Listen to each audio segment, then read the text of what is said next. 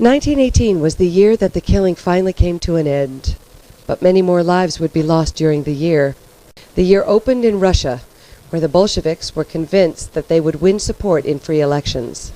When free elections were held, the Bolsheviks received only 10 million of the 41 million votes cast. When the Constitutional Assembly met and declared Russia a democratic federal republic, the Bolsheviks dissolved the assembly and ended Russia's democratic assembly. On July 8th, President Wilson issued his 14 points as a basis for a settlement in the war. Wilson's 14 points promised a just settlement in Europe. It also promised national independence for many nations in Europe. While the Russians had requested a ceasefire, the German demands at the peace talks were more than they were willing to accept. When the Russians balked, the Germans resumed their attacks. This time, there was nothing standing in their way. Within days, Lenin was forced to accept the very terms that he had rejected or face total defeat. In the meantime, the Bolsheviks were forced to face a civil war to maintain their control of the Tsarist Empire.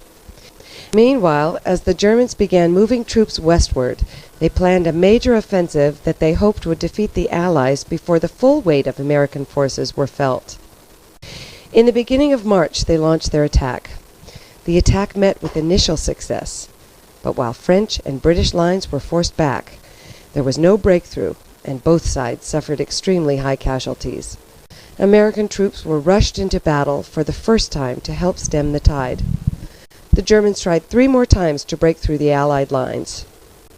The fourth and final time was at the end of June, and this time the Americans, French, and the English were ready. They began a massive counterattack that broke the back of the German lines. By the end of July, with the help of the fresh American troops, the Allies clearly had the upper hand. It had become clear to the German High Command and the Kaiser that they could not win the war and just hoped to stave off defeat. By the end of October, Turkey surrendered, and the Austrian Emperor Charles was forced to resign. By November 3rd, the Austrians had signed surrender documents. On November 9th, facing growing domestic violence, the German Kaiser abdicated, and 2 days later a ceasefire went into effect. The guns of World War I fell silent. Almost 8 million had been killed and over 19 million wounded. All this was just a prelude to the killing yet to come in the century.